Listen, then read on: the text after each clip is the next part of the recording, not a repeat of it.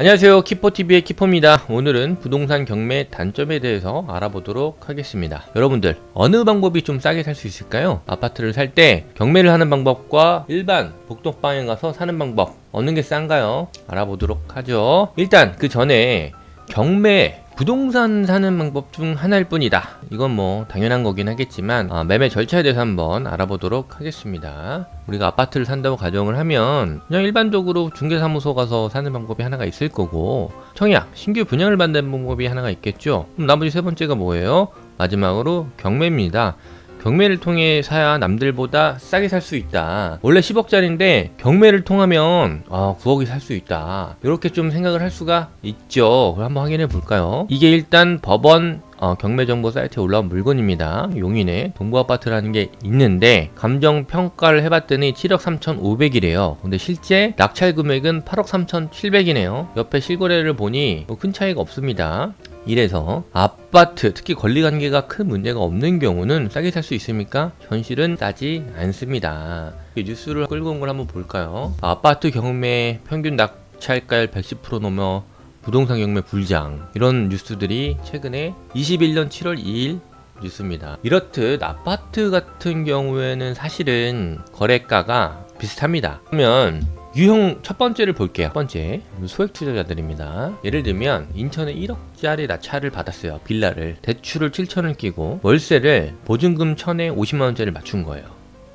그러면은 실제 투자금은 2천만 원이겠죠. 내 돈 2천만 원 들어갈 거예요. 왜냐면 1억짜리지만 대출 7천에 보증금 1,000 받았다며 8천을 빠지면 내 돈 2천만 원 들어간 거잖아요. 그래요. 내 돈 2천만 원 들어가지고 수익 30만 원이 났네요.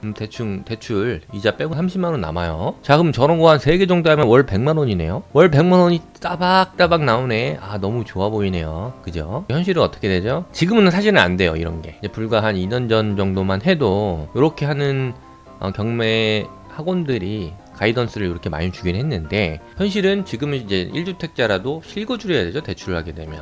그래서 현실은 지금은 어차피 안 되지만 예전에는 이렇게 됐었다. 그러면은 불과 2년 전에 이렇게 나는 열심히 경매 학원도 다니고 똑똑하게 뭐 이렇게 권리관계도 공부를 하면서 이렇게 막 했어요. 월 100 받으면 1년에 1200이죠. 10년 해야 1억 버는 겁니다. 근데 옆에 갑돌이는 그냥 대출 받아가지고 2억 주고 집 산 갑돌이도 있어. 그리고 그냥 일반적으로 살아. 근데 이 사람은 아파트 막 3억 4억 됐습니다. 잘 됐는데 막 6억도 됐지요. 제가 무슨 말씀 드리려고 하냐면 월 100 받는 게 사실은 좋아 보일 수 있어요.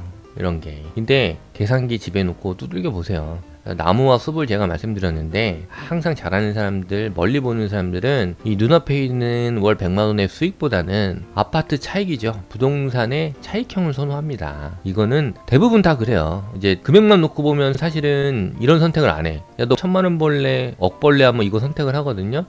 이게 난 돈이 없고 뭐 하니까 이런 식으로 선택을 하더라고요. 2억 주고 가능합니다. 아파트 대출 1주택자들은 대출 60%에서 70%까지도 나와요. 그래서 돈이 너무 없다고 해서 길이 없는 건 아니니까 내용을 참고하셨으면 좋겠습니다. 자, 그러면 반대로 큰돈 투자자들이 있을 거 아니에요. 그죠? 제가 말씀드린 요 3억 6.9억은 사실 아파트는 레드오션이죠. 별 차이가 없어요. 그러면 50억짜리 30억에 사는 경우도 있겠죠.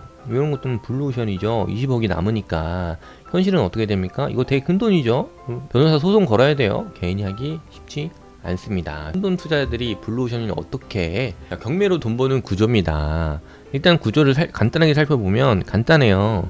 싸게 사서 30억에 사서 50억에 팔면 돼요. 20억 먹는 거죠. 자, 싸게 사고 가치 상승시켜서 제 가격인 50억에 판다. 이게 간단한 돈 버는 구조지만, 그러니까 경매를 통해 버는 구조지만, 보십시오. 30억 금액규모가 큽니다. 소액개미 하기 쉽지 않겠죠. 싼 이유가 있겠죠. 유치권이라든지 권리관계가 굉장히 복잡할 거예요. 그러면 변호사 싸고 법적 공방을 가야 됩니다. 뭐 임장 가면은 뭐 깡패이고 막 그래요. 스트레스랑 리스크가 엄청나다. 그럼 여기 아까 말씀드린 것처럼 가치 상승, 리모델링하고 뭐 다시 시공해서 이것 자체가 개인이 할 수가 없는 부분이겠죠. 이런 걸 누가 하냐면 보통 경매 회사들이 하게 돼요. 그러니까 학원까지 같이 하거든요. 보통 경매 회사들이. 자, 그러면 이런 사람들은 이미 변호사, 세무사, 개발사 다 협력해서 끼고 하고 있어요. 직원들도 많고 시스템화되어 있는 공룡입니다. 이런 분들하고 싸워야 돼요. 이런 분들하고. 그래서 개인이 하기 쉽지 않음을 다시 한번 좀 알고 계셨으면 좋겠고요. 자, 그럼 어떻게 해야 되는지 제가 좀 설명을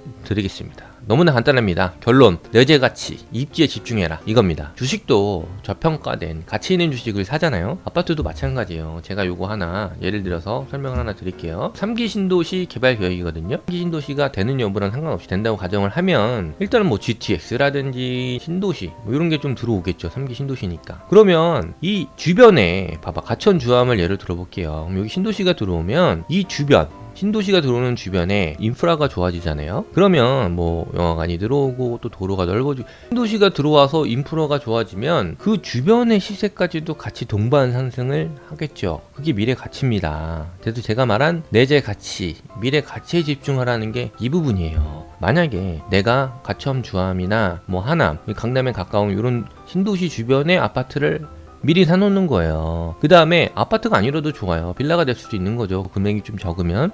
그 가치를 먹는 겁니다. 나중에 실제로 신도시가 들어오고 아파트 가치가 동반 상승이 됐을 때 그 상승분에 대한 미래 가치를 먹는 거예요. 복잡한 권리관계를 풀어가지고 안 되면 큰일 나는 그런 리스크를 지는 게 아니죠. 그런 리스크보다 우리가 미래 가치를 보고 내재 가치를 보고 접근을 해야 되는 게 맞습니다. 자, 그러면 그 주변에 있는 미래 가치가 좋은 그 지역을 선점을 했으면, 만약에 그 지점에 찾아봤더니 경매 물건도 있어. 그러면 경매로 입찰이 들어가도 괜찮죠. 제가 말씀드리고는 경매는 하나의 방법이기 때문에 이 메인 중심을, 본질을 보라는 말씀을 드리는 겁니다. 그래서 이렇게 손품을 팔면 실제로 가서 발품도 파세요. 아파트도 찾아가보고 빌라도 찾아가보고 시세가 어떤지 직접 한번 발품까지도 찾아보는 겁니다. 자, 그렇다면 이렇게 찾아갔을 때 내재 가치가 높은 물건은 당연스럽게도 일반 매매 시장이 더 많을 수밖에 없어요. 왜냐하면 경매는 뭡니까, 사실 이게 남들이 망한 물건들이잖아요. 그런 물건들을 찾다 보면 전국을 다 돌아야 돼. 무슨 얘기인지 알죠? 이게 밑에서부터 찾아 올라가면은 그렇게 됩니다. 그래서 제가 넓은 바다에 나가라고 한 게, 이렇게 같이 먼저 위에서부터 이렇게 탑다운으로 좁혀가지고 밑으로 내려가세요. 내려가시면서 좋은 입지의 물건을 찾아라. 근데 그게 만약에 경매에 있다면 경매에 도전해도 좋으신데, 일반적으로 일반 매매 시장에 좋은 물건이 많이 있을 수 있습니다. 그렇게 집중을 하시기 바라겠습니다. 정리하겠습니다. 키포인트 정리. 경매 단점, 현실적으로 개인이 벌기 어려운 구조다. 물론 버시는 분들도 있습니다. 하지만 쉽지 않다. 제가 말씀드리는 거는 쉽지 않다, 어렵다, 이걸 말씀드리는 거고요. 내재 가치, 미래 가치에 집중할 것, 본질에 집중하자. 쉬운 길 갑시다. 오늘은 여기까지 할게요. 구독, 좋아요, 알림 설정 부탁드리겠습니다. 영상을 만드는데 큰 힘이 됩니다. 감사합니다.